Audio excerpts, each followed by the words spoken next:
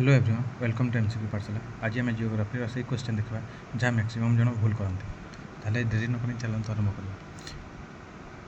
Where is the source of the Ganga river? Where is the source of the Ganga river? Ganga नदीर उत्स क्योंठी? यमुनोत्री, गंगोत्री, अमरनाथ ना ऋषिकेश? ताले गंगा नदीर उत्स होछि ऑप्शन बी गंगोत्री। केमिति चलते टिके देखा। ताहले देखंतु गंगा नदीर प्रथम उत्स होछि भागीरथी। गंगा नदीर प्रथम उत्स होछि भागीरथी जहाँ गंगोत्री ग्लेशियर रु बही आसी आ सही गंगोत्री ग्लेशियर अछि उत्तराखंड रे। हमर गंगोत्री ग्लेशियर अछि उत्तराखंड रे। ताहले पहाड़ रु बही आसुथबा भागीरथी नदी अलकानंदा रे पड़े माने अलकानंदा रे मिसे आम पहाड़ रु बही आसुथबा भागीरथी नदी अलकानंदा नदी रे मिसी थाए एवं ताहाको गंगा बोली कहुए है।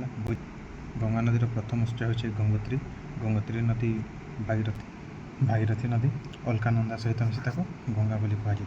ताहले यार सठिक आंसर ऑप्शन बी गंगोत्री। सठिक आंसर ऑप्शन बी गंगोत्री।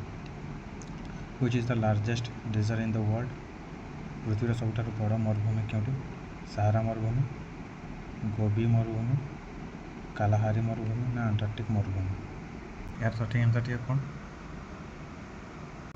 देखो अनेक यार उत्तर सहारा मरुभूमि कहीकि भावुए किंतु ये सहारा नुहे। यार सठिक आंसर होची ऑप्शन डी अंटार्कटिक मरुभूमि।